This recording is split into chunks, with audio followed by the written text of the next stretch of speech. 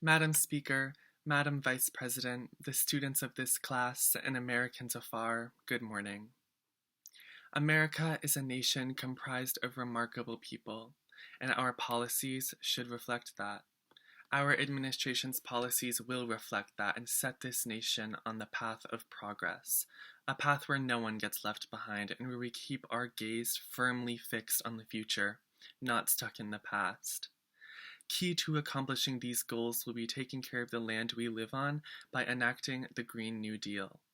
This deal will provide green jobs, green infrastructure, it will implement a carbon tax, and it will help us move toward another goal, eradicating poverty.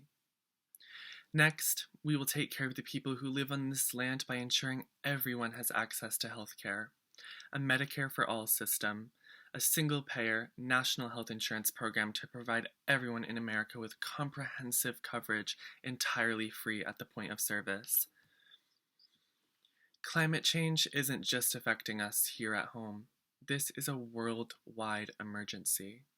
The Amazon rainforest is burning, and the Arctic and Greenland's great ice shelves are melting at a pace we cannot currently reverse unless we act immediately. Our action is decades overdue, and people across this nation are now experiencing the deadly repercussions of the climate crisis. Extreme weather events ravage annually: heat waves, wildfires, droughts, floods, tornadoes, and hurricanes. All of these which upend communities and ecosystems. Communities of color and the poor, with their strategic geographical placement and placement in society, bear the brunt of this burden disproportionately and will continue to do so. Sally of Jacksonville, Florida, is in our audience tonight in the gallery. She and her family were victims of Hurricane Irma in 2017, one of the most devastating hurricanes to hit our nation. And it destroyed her home. 11 days after being evacuated, Sally and her family arrived back home to find a large dumpster in their driveway. Authorities told her she had 10 days to clear everything out. With no support, she and her 82-year-old uncle nearly became homeless.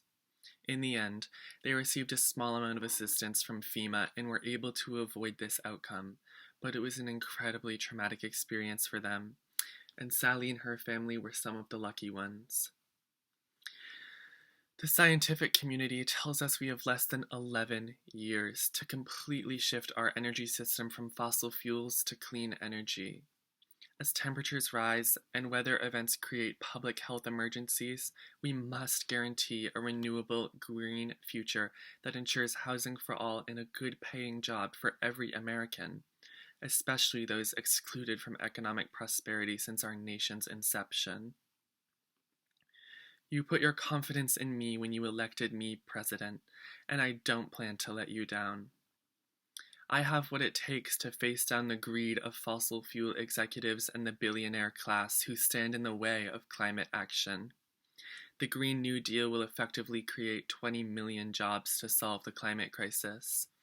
These jobs will be high-paying union jobs with benefits and adequate safety standards. Our plan will also achieve 100% renewable energy by no later than 2030 and decarbonize the planet by 2050 at the absolute latest.